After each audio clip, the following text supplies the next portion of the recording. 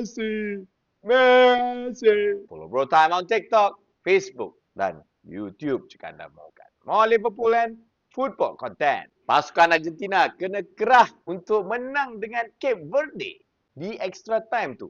3-2.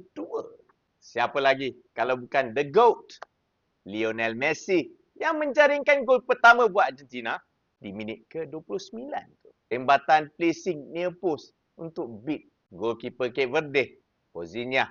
Ini membuatkan Messi top goal scorer setakat ni dengan 7 gol di atas Mbappe. Tapi pasukan yang negaranya kecil ni main dengan jiwa yang boleh contain Argentina selama 90 minit dan akhirnya menjaringkan gol penyamaan di minit ke-59 menerusi Leroy Duarte hasil passing di belah kanan dan dia finish untuk beat Emi Martinez. Sangat impress dengan Cape Verde ni. Bukan sahaja seri dengan Spain, malah dia seri dengan Uruguay hari tu. Bersama yang menyingkir diorang keluar. Dan diorang boleh contain Argentina sampai extra time.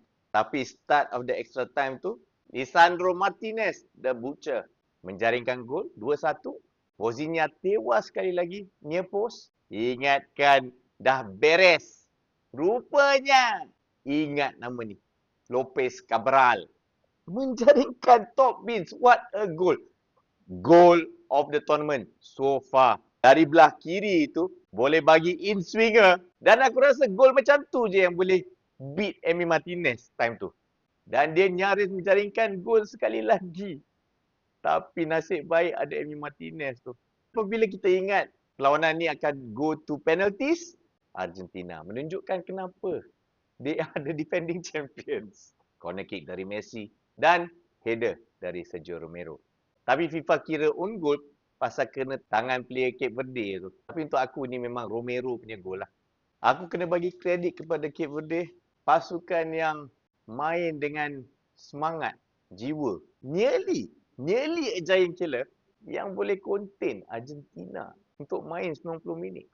Dan walaupun Messi dicalonkan man of the match, Mamat ni is the real MVP, Pozinha. Siapa yang boleh stop Messi and crew dalam World Cup ni? Kita tengok sajalah.